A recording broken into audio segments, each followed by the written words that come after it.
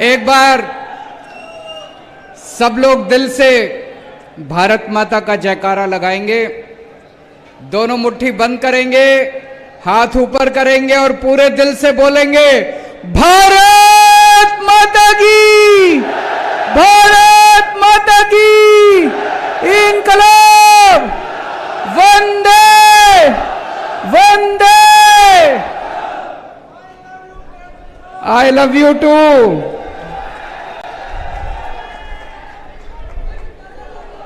राजस्थान के कोने कोने से आए हुए सभी भाइयों बहनों, माताओं, बुजुर्गों, बच्चों, आप सब लोगों को मेरा नमस्कार, सबको मेरा प्रणाम।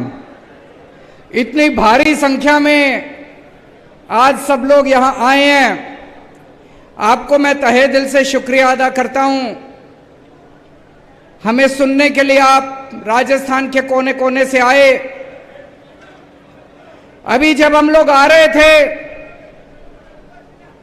हमने देखा पूरे गंगानगर में, और केवल गंगानगर नहीं, खासकर ये जो स्टेडियम है, स्टेडियम के चारों तरफ गहलोत साहब ने अपने होर्डिंग और अपने बैनर लगा रखे हैं। मैं उनको कहना चाहता हूं, गहलोत साहब 5 साल काम कर लेता तो ये नीच हरकत नहीं करनी पड़ती आपको।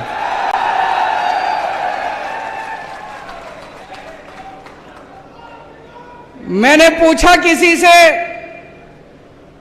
मैंने कहा भाई यहां इतने होर्डिंग लगाने की क्या जरूरत थी? बोले जी आज तक गहलोत साहब के पूरे कार्यकाल में इतनी बड़ी जनसभा कभी गहलोत साहब ने नहीं करी। आपकी तो ये पहली जनसभा है। जितनी बड़ी आज पहली जनसभा यहां हो रही है, तो ये सारे होर्डिंग इन्होंने आपको दिखाने के लिए लगा रखे हैं। हमारे आने के पहले अभी पता चला यहां 15-20 लोग आ गए थे, उठा उठा के कुर्सियां फेंक रहे थे। ये तो डरपोक लोगों की हरकत है, ये तो कायर लोगों की हरकत है। अगर 5 साल काम कर लेते गहलोत साहब तो ये सब आपको करने की जरूरत नहीं पड़ती, आपका काम बोलता। आपने 5 साल काम नहीं करा, इसलिए आज आपको केजरीवाल की रैली खराब करने की जरूरत पड़ रही है। इसलिए आज आपको आम आदमी पार्टी की रैली खराब करने की जरूरत पड़ रही है। अगर आप राजस्थान के लोगों के दिलों में बसते तो आप आराम से चैन की नींद सो रहे होते। आज क्या कर रहे हैं गहलोत साहब? चारों तरफ रोज एक नया झुंझुना, रोज एक नया झुंझुना, रोज एक नया झुंझुना, उसकी बात करेंगे सारी। लेकिन सबसे पहले मैं आपको कहना चाहता हूं, मैं एक आम आदमी हूं, छोटा सा आदमी हूं। भगवंत मान एक मास्टर का बेटा है, किसान का बेटा है पंजाब का। हम लोगों को राजनीति करनी नहीं आती, हम लोगों को पॉलिटिक्स करनी नहीं आती, हम लोगों को गंदगी फैलानी नहीं आती, मारकाट करनी नहीं आती, गाली गलौज करना नहीं आता, दूसरों की रैलियां खराब करनी नहीं आती, भ्रष्टाचार करना नहीं आता, काम करना आता है। हमारा काम बोलता है। दिल्ली में 5 साल इतना काम करा, देश के कोने कोने में जहां जाते हैं लोग अपने आप ही चर्चा करते हैं, केजरीवाल जी आपने स्कूल बड़े अच्छे कर दिए। सुना आपने? केजरीवाल जी आपने अस्पताल बड़े अच्छे कर दिए। अभी पंजाब में 1 साल हुआ है हमारी सरकार बने, 1.25 साल हुआ है बस। अभी से पंजाब की चर्चा पूरे देश में होने लग गई। अरे यार पंजाब में बिजली मुफ्त हो गई, अरे यार पंजाब में मोहल्ला क्लिनिक बन गए, अपने आप चर्चा हो रही है कामों की अपने आप। तो हमको राजनीति नहीं करनी आती, हमको काम करने आते हैं। आज हम आपके सामने आए हैं एक नए राजस्थान का सपना लेके। आपने 50 साल कांग्रेस को दिए, 50 साल राजस्थान पे कांग्रेस ने राज करा, 18 साल बीजेपी ने राज करा। क्या दिया आपको? केवल उन्होंने मिलकर कांग्रेस और बीजेपी वालों ने राजस्थान को लूटा, चूस लिया दोनों पार्टियों ने मिलकर राजस्थान को। आज आपके सामने मैं राजस्थान के एक नए राजस्थान का सपना लेके आया हूं। 8 करोड़ राजस्थानियों के साथ मिलके एक नया राजस्थान बनाएंगे। मेरे को पॉलिटिक्स करनी नहीं आती। आज मैं आपके परिवार की बात करूंगा, आपके घर की बात करूंगा, आपके बच्चों के भविष्य की बात करूंगा। मेरे को पता है आपका एक एक आदमी जितने यहां बैठे हैं, आपके घर का खर्चा नहीं चल रहा, बड़ी मुश्किल हो रही है आप सब लोगों को, मेरे को पता है। आपके घर की महंगाई की, आपके घर के खर्चे की बात करूंगा। मेरे को पता है यहां जितने लोग बैठे हैं, एक एक के घर में अनपढ़ पढ़े लिखे बच्चे डिग्री लेके नौकरी ढूंढ रहे हैं, बेरोजगार ढूंढ रहे हैं। आज उनके रोजगार की बात करूंगा मैं। आज मैं आपको कहने के लिए आया हूं, मेरे को वोट दो, मैं आपके बच्चों के लिए अच्छी शिक्षा का इंतजाम करके दूंगा। आज तक किसी पार्टी ने यह नहीं कहा होगा, कभी कांग्रेस ने नहीं कहा होगा मेरे को वोट दो, मैं आपके लिए शिक्षा का इंतजाम करूंगा। कभी बीजेपी वालों ने नहीं कहा होगा मेरे को वोट दो, आपके बच्चों के लिए अच्छे स्कूल बनाने का इंतजाम करूंगा। पहली बार इस देश के अंदर एक पार्टी आई, हमने करके दिखाया है। दिल्ली के शानदार स्कूल बना दिए, अमीरों के लिए भी गरीबों के लिए भी। आज मैं आपको कहने के लिए आया हूं, दिल्ली से आया हूं, मेरे को वोट दो, आपके एक एक बच्चे के लिए अच्छी शिक्षा का इंतजाम करूंगा। शानदार स्कूल बनाएंगे, शानदार कॉलेज बनाएंगे, अमीरों के लिए भी गरीबों के लिए भी, इस जात के लिए भी उस जात, सबके लिए शानदार स्कूल बनाएंगे। आपके बच्चों को डॉक्टर बना दूंगा मैं, आपके बच्चों को इंजीनियर बनाऊंगा, आपके बच्चों को वकील बनाऊंगा, आपके बच्चों को बिजनेस करना सिखाऊंगा, धंधा करना सिखाऊंगा आपके बच्चों को। आज राजस्थान में 18.5 लाख बेरोजगार युवा रजिस्टर्ड हैं। ये तो रजिस्टर्ड हैं, इसके अलावा पता नहीं कितने हैं। मेरा दिल कहता है, मेरा एस्टीमेट है, कम से कम 50 लाख युवा राजस्थान में बेरोजगार हैं।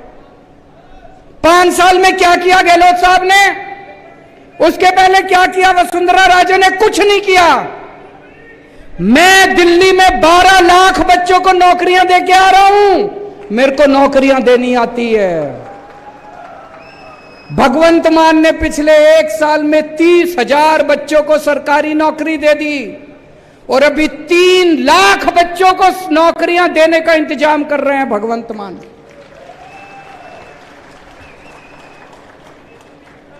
तो आज मैं आपको कहने के लिए आया हूं, आम आदमी पार्टी को वोट दो, झाड़ू को वोट दो, आपके बच्चों को अच्छी शिक्षा देंगे, आपके बच्चों के लिए रोज।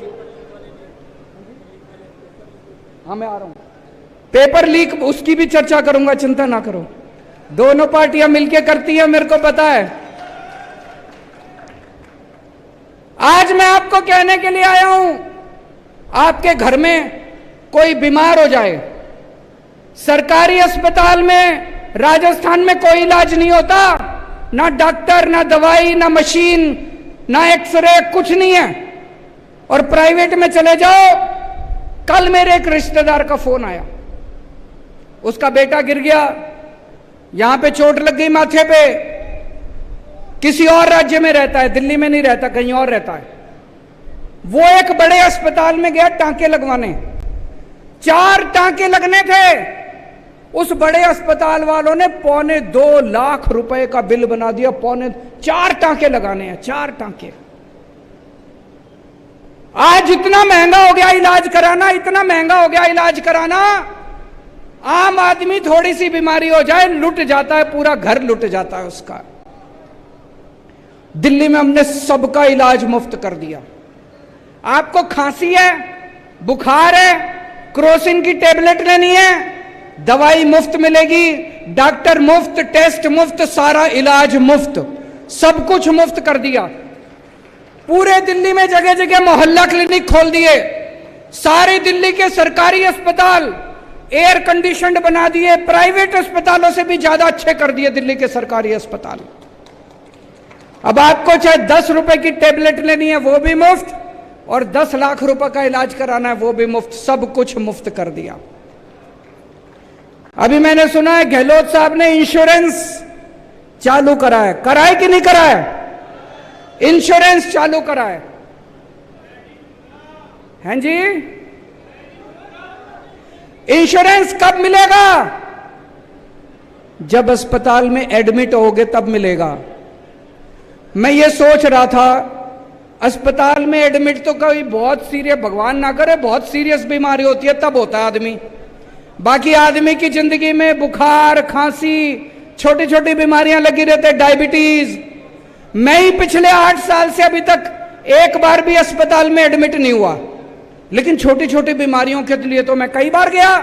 इतनी दवाइयां लेनी पड़ती है, तो इंश्योरेंस किस काम का आया जी? आपकी जिंदगी में रोज कभी बच्चे को कुछ हो गया, कभी बीवी को कुछ हो गया, कभी मां को कुछ हो गया, बुढ़ापे में कुछ हो गया, उसमें तो काम नहीं आया। दिल्ली में हमने ये इंश्योरेंस का झुंझुना नहीं दिया। दिल्ली में सब कुछ मुफ्त है, दवाई भी मुफ्त है, टेस्ट भी मुफ्त है, मोहल्ला क्लिनिक में जाओ, अस्पताल में जाओ, सब कुछ मुफ्त है। तो आज मैं आपको कहने के लिए आया हूं, मुझे वोट दो, राजस्थान के गांव गांव के अंदर मोहल्ला क्लिनिक खुलवा दूंगा, पूरे राजस्थान में शानदार अस्पताल बनवा दूंगा। और ये झूठा वादा नहीं कर रहा, दिल्ली में करके आया हूं, पंजाब में कर रहे हैं, अगला नंबर राजस्थान का है।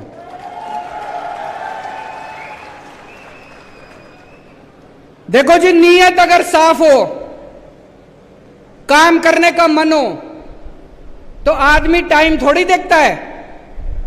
5 साल से गहलोत साहब ने कोई काम नहीं करा, अब अभी इन्होंने झुंझुने देने चालू करे हैं। हमारी तो अभी सरकार भी नहीं बनी राजस्थान में, हमने तो आपके लिए काम करना भी शुरू कर दिया। भगवंत मान साहब अभी अभी कह के गए हैं, यहां पे जो पानी आता है बुड्ढा नाला का, पानी गंदा आता है। उसके पहले पंजाब में कितनी सरकारें रही, कांग्रेस की भी सरकार रही, अकाली दल की भी, बीजेपी की भी सरकार रही, किसी ने आपकी नहीं सुनी। हमारी अभी सरकार भी नहीं बनी, हमने आपके लिए काम करना शुरू कर दिया। अभी अभी ऐलान करके गए हैं, बुड्ढा नाला पे काम शुरू हो गया, 600 करोड़ रुपए सैंक्शन कर दिए, अगले 6 महीने के अंदर आपको यहां पे साफ पानी आना शुरू हो जाएगा। इन्होंने दोनों पार्टियों ने मिलकर क्या दिया आपको? 50 साल कांग्रेस ने राज करा, 18 साल बीजेपी ने राज करा। कोई स्कूल बनवाए आपके लिए? कोई अस्पताल बनवाए आपके लिए? कोई सड़कें बनवाई आपके लिए? एक ही चीज दी इन्होंने, केवल भ्रष्टाचार, भ्रष्टाचार, भ्रष्टाचार। दोनों पार्टियों ने मिलकर भ्रष्टाचार दिया। मेरे को पता चला सरकारी नौकरी के लिए भी रिश्वत देनी पड़ती है, बिना रिश्वत दिए सरकारी नौकरी नहीं मिलती। गलत तो नहीं कह रहा भाई साहब? पैसे देते हैं तो सरकारी नौकरी मिलती है। अभी अभी पंजाब में 30,000 नौकरियां दी हैं, एक नया पैसा नहीं लिया किसी ने, मेरिट के आधार के ऊपर सारी नौकरियां दी हैं। क्यों? मुख्यमंत्री अगर ईमानदार होगा, पार्टी अगर ईमानदार होगी, मंत्री अगर ईमानदार होंगे, तो मजाल कोई अफसर पैसे ले ले। वही अफसर हैं, वही सारा तामझाम, वही सिस्टम है। अब ईमानदार सरकार आ गई, सारी नौकरियां ईमानदारी से दी जा रही हैं। यहां पे इतना भ्रष्टाचार, इतना भ्रष्टाचार, और दोनों मिलके करते हैं। जब वसुंधरा राजे की सरकार थी, यही अशोक गहलोत आरोप लगाते थे कि वसुंधरा राजे पैसे खा गई, वसुंधरा राजे ने भ्रष्टाचार कर दिया, कहते थे कि नहीं कहते थे? अब जब इनकी सरकार आई, वो बेचारा सचिन पायलट रो रो के मर गया, कहता है वसुंधरा राजे को गिरफ्तार करो। गहलोत कहता है मैं नहीं करता, मेरी बहन लगती है। अब तुम्हारी बहन हो गई। पहले तुम चिल्लाते थे कि वसुंधरा राजे पैसे खा गई, और जब सरकार में आए तो तुम्हारी बहन हो गई। तो ये तो बहन भाई का रिश्ता हो गया जी दोनों का। आज मैं राजस्थान के लोगों से जानना चाहता हूं, आपको दोस्ती की राजनीति करनी है, अगर आपको इनको बहन भाई के रिश्ते की राजनीति करनी है, इनको वोट दे देना। अगर आपको देशभक्ति की राजनीति चाहिए तो आम आदमी पार्टी को वोट दे देना। इनसे एक पेपर नहीं होते, पेपर लीक कर दिए इन लोगों ने। बता रहे जब से गहलोत साहब बने हैं 14 पेपर लीक हो चुके, 14 पेपर, और पिछले 10 साल में 26 पेपर लीक हो चुके। और पेपर लीक नहीं होते, पेपर बेचे जाते हैं। 5 लाख रुपए, 10 लाख रुपए, 15 लाख रुपए में एक एक पेपर बिकता है। ये पेपर बिकता नहीं है, ये आपके बच्चों का भविष्य बिकता है। ऐसा क्यों है दिल्ली में अभी तक? दिल्ली में हमारी 8 साल हो गए सरकार चलाते चलाते, 8 साल में एक भी पेपर लीक नहीं हुआ। पंजाब में 1.5 साल हो गए, पहले पंजाब में पेपर लीक हुआ करते थे, 1.5 साल में एक भी पेपर लीक नहीं हुआ। राजस्थान में पेपर लीक क्यों होते हैं? पैसा ऊपर तक जाता है। पेपर लीक नहीं होते, पेपर बेचे जाते हैं दोस्तों। आज राजस्थान के ऊपर 5.5 लाख करोड़ रुपए का कर्जा चढ़ गया। कहां गया सारा पैसा? आपसे पूछना चाहता हूं, कोई काम करा इन्होंने? कोई काम नहीं करा, कोई स्कूल नहीं बनवाया, कोई सड़क नहीं, सारा पैसा खा गए। 5.5 लाख करोड़ रुपए का कर्जा चढ़ा दिया राजस्थान पे। अभी अभी इन्होंने 1 अप्रैल से बिजली फ्री करी है, 100 यूनिट बिजली फ्री करी है कि नहीं करी? 100 यूनिट बिजली फ्री करी है, दिल्ली की देखा देखी। लेकिन जब आप नकल करते हो तो आपकी नीयत खराब होती है। दिल्ली में 200 यूनिट बिजली मुफ्त है, पंजाब में 300 यूनिट बिजली मुफ्त है। लेकिन दिल्ली में बिजली आती भी है तब मुफ्त है, राजस्थान में बिजली नहीं आती, बस मुफ्त है बिजली। गलत तो नहीं कह रहा भाई साहब? मैंने सुना है 7-7, 8-8 घंटे का पावर कट लगता है, 7-7, 8-8, 10-10 घंटे बिजली नहीं आती।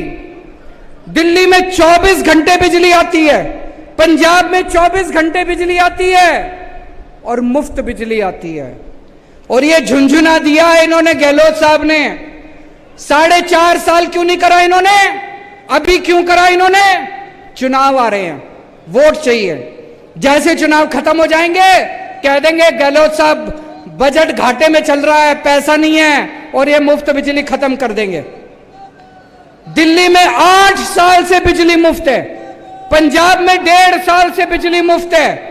आम आदमी पार्टी की वोट दो, आपकी बिजली मुफ्त भी रहेगी और 100 यूनिट नहीं 300 यूनिट बिजली हर महीने मुफ्त आया करेगी।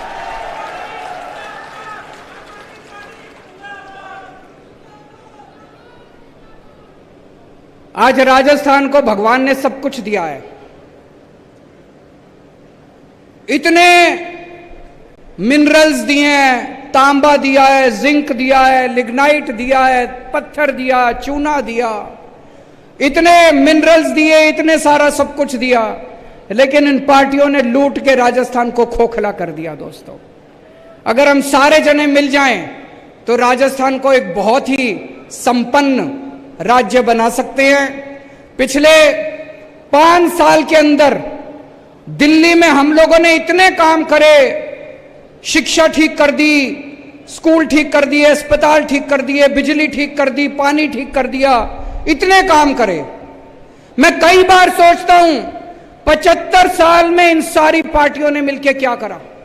देश का बेड़ा गर्क कर दिया। इन 75 साल में 2 ही पार्टियों ने राज करा देश के ऊपर, बीजेपी ने और कांग्रेस ने। इन दोनों पार्टियों ने मिलके आज हमारे देश की जो हालत है इन दोनों पार्टियों की वजह से है। आज हमारा देश गरीब है, क्यों? इन दोनों पार्टियों की वजह से। आज हमारा देश पिछड़ा है, क्यों? इन दोनों पार्टियों की वजह से। आज हमारे देश में लोग अनपढ़ हैं, क्यों? सड़कें खराब है, क्यों? स्कूल खराब है, शिक्षा खराब है, अस्पताल खराब है। क्यों? इन दोनों पार्टियों की वजह से। अब टाइम आ गया पूछने का इन दोनों पार्टियों से। आपके घर वोट मांगने आए तो पूछना इन पार्टियों से कि 75 साल में तुम लोगों ने इस देश में क्या करा? कुछ नहीं करा। आज उम्मीद खत्म हो गई है लोगों को कि कुछ हो सकता है। किसी से भी पूछ लो, लोग कहते हैं अरे राजनीति में कुछ नहीं रखा, सारे चोर हैं, सारी पार्टियां चोर हैं, सारे नेता चोर हैं। जनता को सरकारों से उम्मीद खत्म हो गई है, जनता को पार्टियों से उम्मीद खत्म हो गई है। आज 75 साल के बाद एक ऐसी पार्टी आई है, आम आदमी पार्टी, जिसने लोगों के अंदर दोबारा एक उम्मीद जगाई है। आज 75 साल के बाद इस देश के अंदर एक ऐसा शख्स आया जिसने गरीबों के बच्चों को अच्छी शिक्षा देनी चालू की। गरीबों ने तो उम्मीद ही छोड़ दी थी। गरीब कहते थे गरीबों के बच्चों का कोई भविष्य नहीं होता। एक ऐसा शख्स आया, मनीष सिसोदिया, जिसने गरीबों के बच्चों को अच्छी से अच्छी शिक्षा देनी चालू की। दिल्ली के अंदर गरीबों के बच्चे वकील बनने लगे, डॉक्टर बनने लगे, इंजीनियर बनने लगे। इन लोगों ने मनीष सिसोदिया को भी नहीं छोड़ा। इन लोगों ने मनीष सिसोदिया को भी जेल भेज दिया। क्यों भेज दिया? कहते हैं मनीष सिसोदिया ने भ्रष्टाचार करा। मनीष सिसोदिया सवेरे 6 बजे उठ के स्कूलों का दौरा करने निकलता है। मैं आपसे पूछना चाहता हूं, कौन भ्रष्टाचारी आदमी सवेरे 6 बजे उठ के स्कूलों का दौरा करता है? ये नहीं चाहते, दोनों पार्टियां नहीं चाहती कि इस देश के अंदर गरीबों के बच्चों को अच्छी शिक्षा मिले। ये दोनों पार्टियां नहीं चाहती कि गरीबों के बच्चों को अच्छा भविष्य मिले। ऊपर वाले ने एक आदमी भेजा था, मनीष सिसोदिया, इन्होंने उसको भी जेल में भेज दिया दोस्तों। लेकिन हम रुकने वाले नहीं हैं। हम भगत सिंह के चेले हैं, हम बाबा साहब अम्बेडकर के चेले हैं। ये चाहे तो सबको जेल में भेज दे, मेरे को भी जेल में भेज दे, भगवंत को भी जेल में भेज दे, ये क्रांति रुकने वाले नहीं है दोस्तों। मेरी जिंदगी का एक ही सपना है, मैं भारत मां को दुनिया का नंबर 1 देश देखना चाहता हूं। मैं भारत को दुनिया का नंबर 1 देश देखना चाहता हूं। मुझे आप लोगों का साथ चाहिए, मुझे युवाओं का साथ चाहिए। युवाओं के साथ मिलके, देश के 140 करोड़ लोगों के साथ मिलके इन पार्टियों ने लूट लिया। भूल जाओ इन सारी पार्टियों को, भूल जाओ इन नेताओं को। देश के 140 करोड़ लोग मिलके हम भारत को नंबर 1 देश बनाएंगे। बनाएंगे कि नहीं बनाएंगे? और मेरे पास प्लान है। पढ़ा लिखा आदमी हूं, इंजीनियर हूं, IRS हूं। इसीलिए ये लोग चिढ़ते हैं मेरे से, ये अनपढ़ है।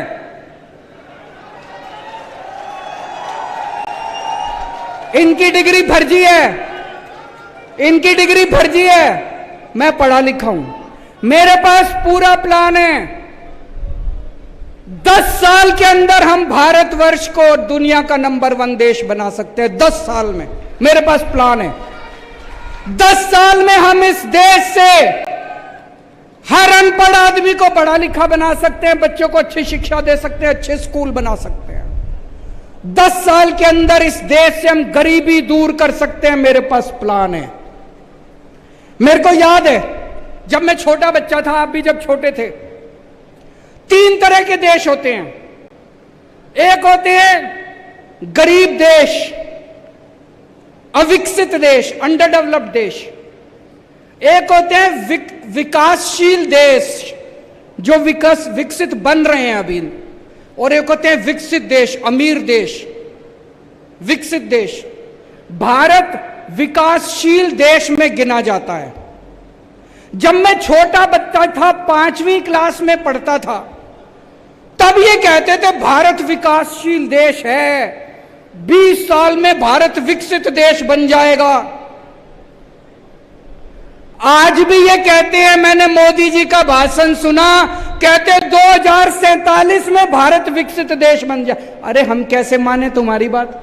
कोई प्लान नहीं इनके पास, कोई प्लानिंग नहीं इनके पास, कोई इनके कैसे माने भारत विकसित देश बन जाएगा? झूठ बोल रहे हैं, इनको कुछ नहीं पता। आज भारत सरकार अनपढ़ लोग चला रहे हैं, उनको कोई समझ नहीं है। 6 साल पहले बोले 2000 का नोट लाओ तो भ्रष्टाचार खत्म हो जाएगा, आज कह रहे हैं 2000 का नोट हटाओ तो भ्रष्टाचार खत्म हो जाएगा। एक दिन बोले नोटबंदी कर देते हैं।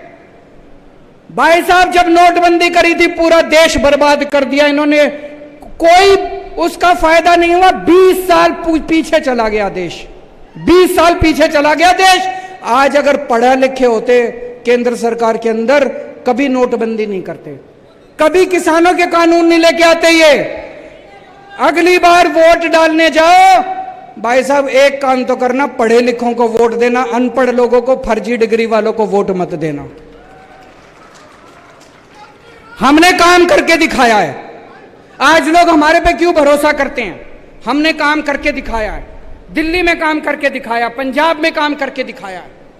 आज दिल्ली में पहले 67 सीट मिली, फिर 62 सीट मिली, पंजाब में 117 में से 92 सीट मिली। भाई साहब, हमने दिल्ली के लोगों का दिल जीता है, पंजाब के लोगों का दिल जीता है। 50 साल कम से कम आम आदमी पार्टी को कोई नहीं ला सकता दिल्ली और पंजाब से। और राजस्थान वालों, एक बार मौका देके देखो, आपका भी ऐसा दिल जीतेंगे। 50 साल उसके बाद आप गहलोत को भी भूल जाओगे, वसुंधरा राजे को भी भूल जाओगे। आज मैं हर मां से, हर बेटी से, हर बहन से, हर महिला से अपील करना चाहता हूं, अगर आपको अपने बच्चों को अच्छी शिक्षा देनी है, अगर आपको अपने बच्चे प्यारे हैं, अगर आप अपने बच्चों को रोजगार देना चाहती हो, केवल केजरीवाल दे सकता है और कोई नहीं दे सकता। केजरीवाल को वोट दे देना। आज मैं हर युवा से अपील करना चाहता हूं, अगर आप भारत को दुनिया का नंबर 1 देश बनाना चाहते हो, आम आदमी पार्टी को वोट दे देना। अगर आप भ्रष्टाचार चाहिए, गंदी राजनीति चाहिए, इनके पास चले जाना, वो नहीं आती मेरे को काम करना आता है। और मेरा एक ही सपना है, भारत को नंबर 1 देश बनाना है। और दोस्तों, अंत में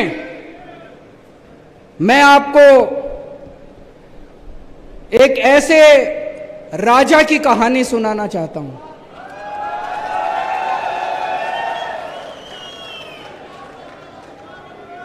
चौथी पास राजा, किस किसने सुनी हुई है? चौथी पास राजा, ये एक महान देश की कहानी है। एक बहुत महान देश था, सदियों साल पुराना देश, और कैसे वहां एक अनपढ़ राजा आ गया और उस अनपढ़ राजा ने उस देश को कतई बर्बाद कर दिया, पूरा देश बर्बाद कर दिया। ये कहानी ये दिखाती है कि किस तरह से ये बहुत जरूरी है कि देश का राजा पढ़ा लिखा होना चाहिए, नहीं तो अनपढ़ राजा आ जाए तो वो देश को बर्बाद कर देता है। एक महान देश के एक गांव में एक बच्चे ने जन्म लिया। बहुत गरीब परिवार था। उस गरीब परिवार में एक बच्चे ने जन्म लिया। गांव में ज्योतिषी होते हैं, बच्चा जन्म लेता है तो ज्योतिषी आता है। ज्योतिषी आया, ज्योतिषी आके मां को बोला, माई तेरे बेटे की कुंडली दिखा रही है, तेरा बेटा बड़ा होके बहुत बड़ा सम्राट बनेगा। माई को यकीन नहीं हुआ। माई बोली, मैं तो बहुत गरीब हूं, मेरा बेटा कैसे सम्राट बनेगा? पर कुंडली में तो लिखा था। बेटा धीरे धीरे बड़ा होने लगा। स्कूल में एडमिशन ले लिया, सरकारी स्कूल था। बच्चे का मन नहीं करता था पढ़ाई लिखाई में। चौथी क्लास के बाद बेटे ने पढ़ाई छोड़ दी, स्कूल जाना बंद कर दिया। उसी गांव के पास एक स्टेशन था, रेलवे स्टेशन।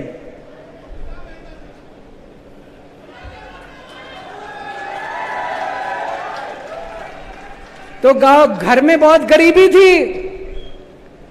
गरीबी की वजह से घर में गुजारा नहीं होता था, तो बच्चा स्टेशन पे जाके चाय बेचा करता था। समझ गए?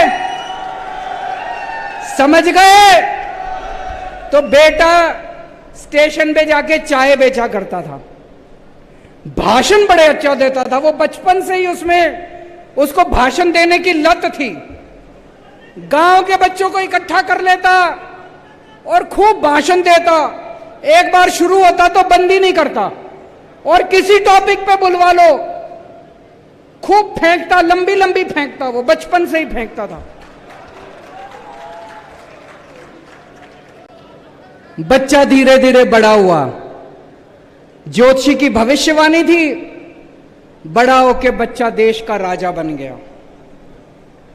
अब राजा तो बन गया, पढ़ा लिखा था नहीं, समझ थी नहीं, बेवकूफ था, कुछ आता नहीं था, कुछ समझ नहीं थी।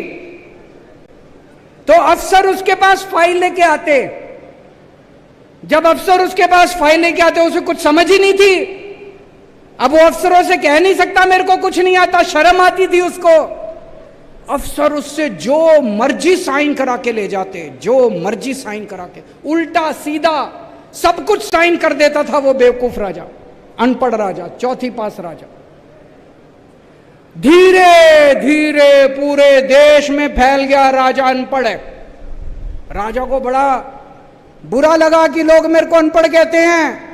तो एक दिन राजा ने किसी को कह के एक फर्जी डिग्री का इंतजाम कर लिया। फर्जी डिग्री का इंतजाम कर लिया, एमए की डिग्री। राजा बोला मैं एमए हूं। जनता को तो सच्चाई पता थी, जनता को पता था अनपढ़ राजा है, चौथी पास है, डिग्री फर्जी है। धीरे धीरे राजा अहंकारी होता गया, इतना अहंकार, लोग आते अनपढ़ था, कुछ भी कह देते, आप तो देवता हो, आप तो ऐसे हो, आप तो ऐसे हो। और राजा अहंकार में डूबने लग गया, अहंकार में डूबा। एक दिन किसी ने आके उसको कह दिया, राजा जी नोटबंदी कर दो, नोटबंदी करने से भ्रष्टाचार खत्म हो जाएगा, आतंकवाद खत्म हो जाएगा। राजा ने नोटबंदी कर दी। भाई साहब, उस महान देश का बेड़ा गर्क हो गया। लंबी लंबी लाइनें लग गई, बैंकों के सामने लंबी लंबी लाइनें लग गई। कई लोग मारे गए, धंधे चौपट हो गए, दुकानें बंद हो गई, इंडस्ट्री बंद हो गई, लोग बेरोजगार हो गए। और वो महान देश 20 साल पीछे चला गया, 20 साल पीछे चला गया वो महान देश। एक दिन कुछ लोग आके बोले, जी ये किसानों के 3 कानून बना दो, इससे किसानों का भला। वो राजा बेवकूफ था, उसे समझ तो थी नहीं, उसने किसानों के 3 कानून बना। पूरे देश में किसान खड़े हो गए, उसके आंदोलन हो गया। 750 किसान मारे गए। 1 साल के बाद उस राजा को 3 कानून वापस लेने पड़े।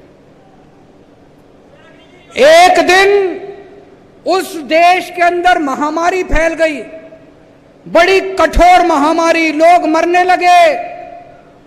किसी ज्योतिषी ने आके उस राजा को बोल दिया, थाली और चम्मच बजवाओ।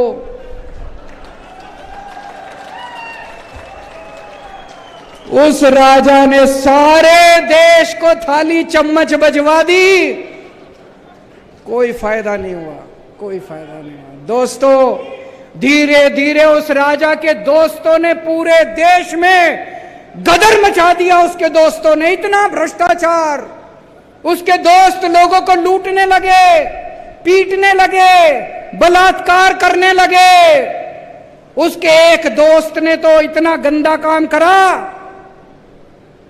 उस महान देश की कुछ महिला अंतर्राष्ट्रीय खिलाड़ी थी, उसके दोस्त ने उन खिलाड़ियों के साथ गंदा काम कर दिया। लेकिन दोस्त, वो राजा तो अपने ऐशो आराम में मस्त था। पूरे देश में हाहाकार फैल गया, महंगाई फैल गई, चारों तरफ बलात्कार, चारों तरफ गुंडागर्दी, लूटमार। ऊपर आसमान से सारे देवता देख रहे थे कि ये पृथ्वी पे क्या चल रहा है, इतना खराब टाइम चल रहा है। सारे देवताओं ने मीटिंग करी और सारे देवता मिलकर शिवजी महाराज के पास गए। शिव जी महाराज जी को बोले, प्रभु कुछ करो, पृथ्वी के ऊपर कितना घनघोर अपराध हो गया, पापी पाप चारों तरफ। शिव जी ने अपनी तीसरी आंख खोली और एक दिन पूरे देश के ऊपर भविष्यवाणी हुई। शिव जी ने कहा, जनता को कहा कि आप सब लोग महान देश के लोग हो, क्यों सोए हुए हो, सब लोग जागो, उठो और इसे अहंकारी राजा का राजपाट उठा के फेंको। और एक दिन सारे देश की जनता खड़ी हो गई।